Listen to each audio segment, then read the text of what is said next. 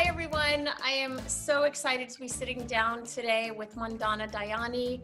She's co-founder of I Am a Voter, which is a non-partisan organization supported by the likes of Viola Davis, Kerry Washington, Robert Downey Jr., Reese Witherspoon, Gwyneth Paltrow, the list goes on and on. I can't even express our gratitude enough in taking your time during probably the most busy, intense period of what you're doing. It's such a crazy time, I think, for everybody. But can I just say that I think I'm on my sixth career, but my second and one of my favorites was working in fashion. And you were one of the greats. And I just remember seeing your name and dying all the time. So it's kind of surreal speaking with you.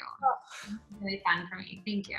And I travel with this and the other one all day. So it's you're now the human form of my favorite brand. So it's really fun. Oh, that gave me goosebumps all over. Thank you so much for that. In fact, I saw part of your daily routine was using Westman Atelier. And that's when we were like, oh, do you think Madonna would ever do the face with us? And we were so thrilled to have you. So thank you. You're a total badass. And I love all of the hats that you've worn. Which hat do you think in terms of your career has been the most kind of prolific, would you say? I think everything led me to the next thing. So I can't imagine ever having arrived where I am today without having gone through all the different careers and learnings that I had, because somehow they all kind of came together and made the magic with I'm a Voter. And there's 25 women who work on the campaign, and we all do this as volunteers.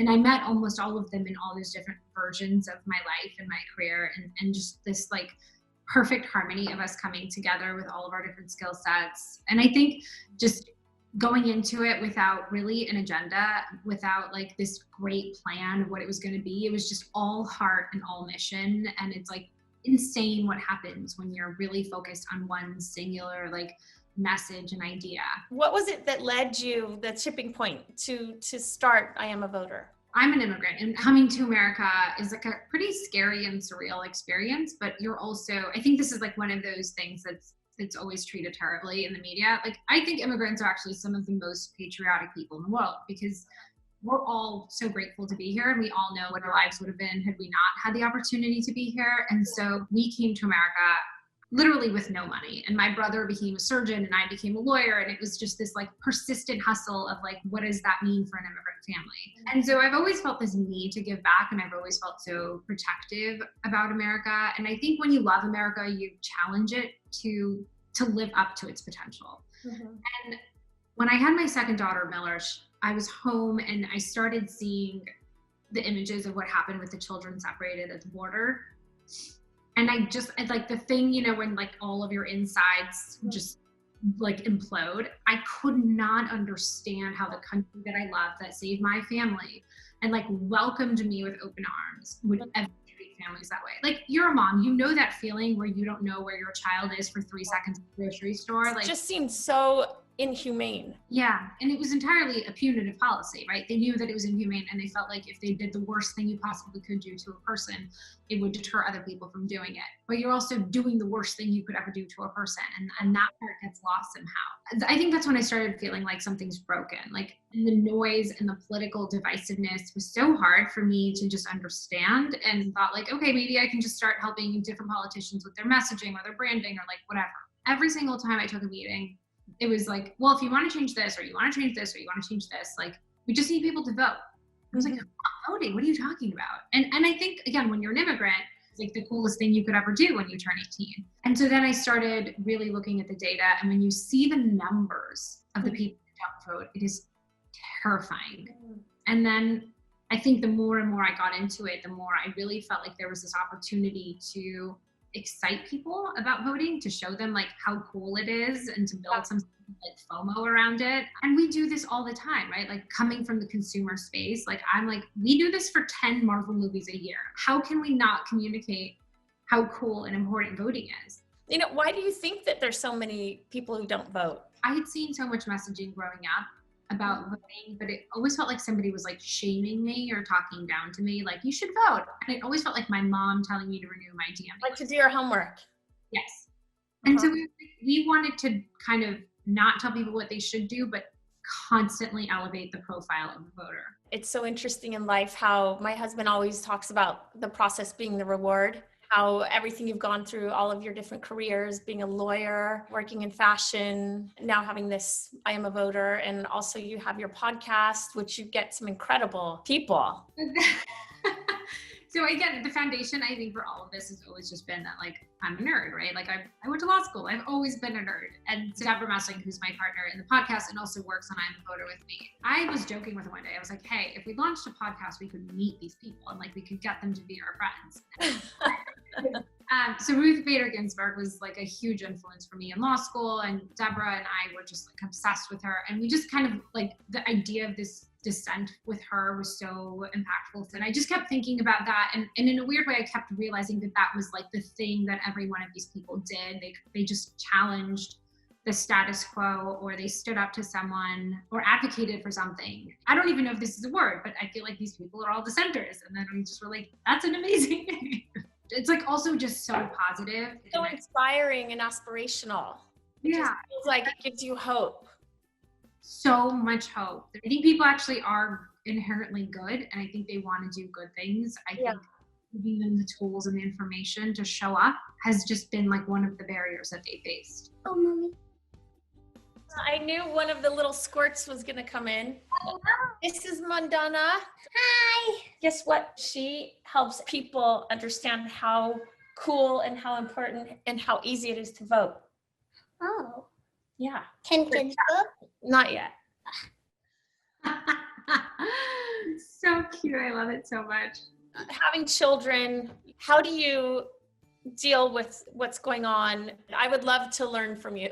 Well, I mean, I think all of us are still, like, figuring it out as we go. I think the message that's at the center of any form of activism is kindness. I mean, that's all I think activism is. It's just, like, seeing someone and having empathy and compassion and showing kindness to that person and, like, standing up for them. And that's honestly all I talk to my daughters about all the time. Every single night before we go to bed, we have the same routine where we say, like, one act of kindness we did that day, one thing that we're grateful for, and, like, who we hope has good dreams. But we talk about kindness all day. How are you kind to your friends? Have you ever had to stand up for somebody? Like, just noticing when someone does something wrong and not focusing on, like, your anger towards it, but showing empathy to the person that's hurt and compassion. And it's funny, like, every year I go to her school and I do, like, a voting lesson, and I'll always bring ice cream, and I'll have, like, multiple flavors, and we'll do, like, everyone gets to vote for the flavor that they want. Showing them this idea of participation, that, like, you actually have a say in the outcome of, like, what ice cream you get. And when you ladder that up to, like, the bigger idea of, like, your life and democracy and all that stuff, it's such a simpler way of really, like, understanding all of it. Mm-hmm. And it's intuitive. It feels like it's kind of gentle the way you're kind of teaching it. The most important thing of this whole conversation is, what exactly do I need to do to make it happen, to be able to vote, to register? What do I need to do? What are the steps? The most important thing anyone can do right now is confirm their registration and to make a plan to vote. October 24th is, like, National Vote Early Day, but we kind of consider that, like, election day at this point. There's this text tool that we have, so you can text the word voter to 26797. And so that will make sure that you're registered or register you, but it will give you every reminder for every local, state, and federal election forever. It'll tell you if you can vote by mail, and you can request your mail-in ballot. You can find out if you can vote early. Like, basically, that becomes your key. Yeah, it's amazing. Information is so important right now. Yeah, I feel like, you know, just having that be so easy and clear, and you get taken to register just by pressing a button. There's no excuses. Nobody can sit at home. Okay, so Mandana, do you feel like looking at makeup? I think it's my favorite thing in the entire world. This is the thing I wear every day.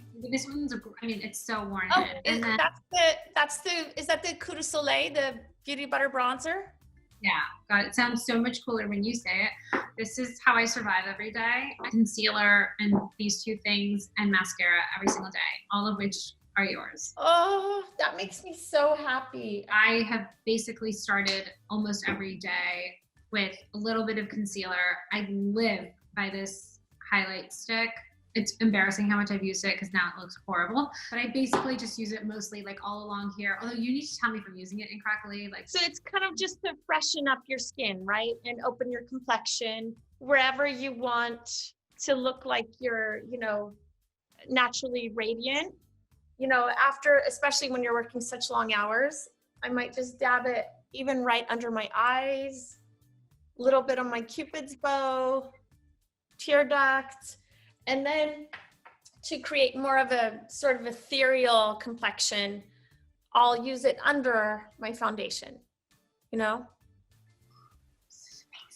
Last year, I developed something called perioral dermatitis, like a very specific kind. I have to be on medication for it, but I'll like break out here and around here. It's always in the same space, but I can't use literally any product that isn't clean. There's like one moisturizer that I can use, one night moisturizer I can use, and your makeup is one of literally 2 brands I can wear that I don't break out in. Oh, that makes me so happy. That's so nice because I have rosacea and I wanted all of the ingredients, especially in the foundation, to work to soothe and calm redness and inflammation. So it's really reparative. I see it as kind of therapeutic makeup. The dusty rose color here is going to be good for you. And it's going to make your lips just feel a little bit juicier and kind of just smush it in. So you can just use your finger. Okay. So you just smush it on. This is so pretty. And so let me tell you, the base of this is a plant-based wax instead of synthetic wax. And it's super hydrating. Even though it's matte, it's super hydrating. Amazing. These are called iPods and they're really cute. So it's like a palette, but you can separate them. And we have 2 of them. How cute are they? These are amazing. Your packaging is insane. If you take the brush, that blender brush, and you swish it around, like, this is so pretty. I'm so scared. No, don't be scared. So look, you swish it around and then you find your cheekbone and you just follow it right up. Boom. And it's not going to mess anything up. So you can literally just go. So it envelops your cheek. It gives you definition, it gives you warmth, and it gives you luminosity all in one. Question, but do you guys have concealer? I don't know that I've ever seen. I use Vital Skin Foundation as concealer and foundation. It works really well.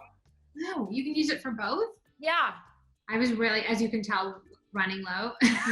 Yeah, no, I'm not kidding. I apply this stuff like throughout the day. I love it so much. Last question. You talked about having a plan for voting. What's your makeup going to be? I probably will not be sleeping at all until election. So once you send me that stick, I'm going to put on like 60 coats under my eyes and mascara and just kind of try to get through the day. Mandana, I cannot thank you enough. You're so busy, and the fact that you took your time to do this means so much to us. Thank you so much. This has been so fun. Thank you, Mandana. See you soon. Bye.